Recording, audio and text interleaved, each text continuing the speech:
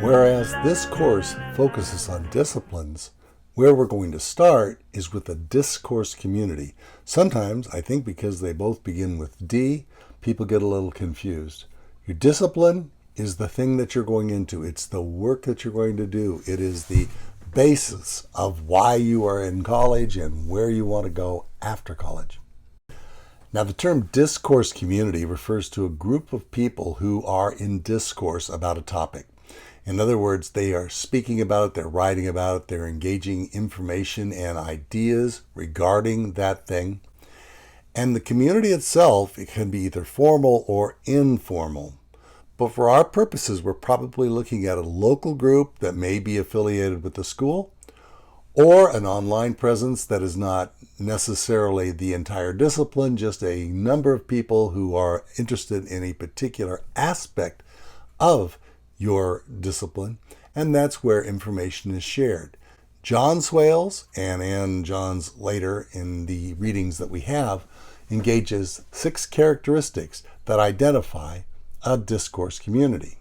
First of all, he says a discourse community has broadly agreed set of common public goals. In other words, we know they are getting together for a particular purpose. They are particularly focused on ideas within a certain group of shared common interests.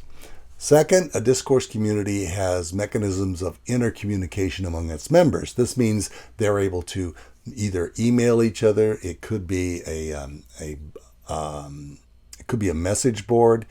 It could be some other way in which they are able to communicate with each other directly. Third, a discourse community has mechanisms of intercommunication among its members. In other words, there are protocols and there are groups and there are ways that you can actually interact with other members.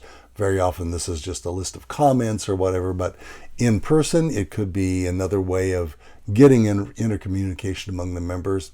It could be any sort of connection people have to exchange ideas about and information about the meetings and so forth.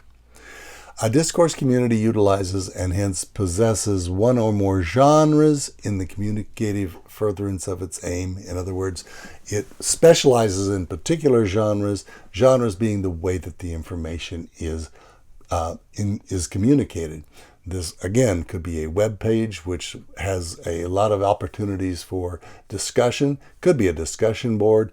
It could be any number of other ways in person that people are able to provide information and feedback. And then fifth, in addition to owning genres, a discourse community has acquired a specific lexis. Lexis means vocabulary. There will be a certain way that people talk about their interest within the group. The group has its own language and its own way of expressing things or identifying things that is specific to their interest. 6, a discourse community has a threshold level of members with a suitable degree of relevant content and discoursal expertise. Originally, when they thought of discourse communities, it was all experts.